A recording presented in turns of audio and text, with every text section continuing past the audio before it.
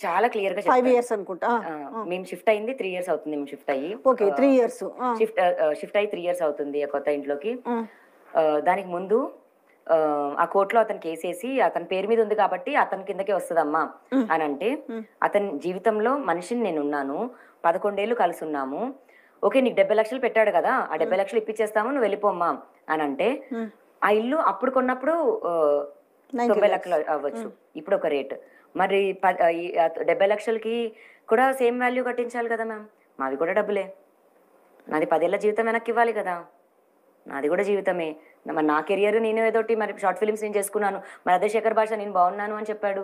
నా నా అందము పోయింది. నా బాడీ పోయింది. మరి అవన్నీ కట్టిస్తాడా? నా నా మో నా మోరల్స్ నా నా క్యారెక్టర్ దెబ్బతీశారు. అవన్నీ తిరిగిస్తారా? చాలా మూడున్నాయి.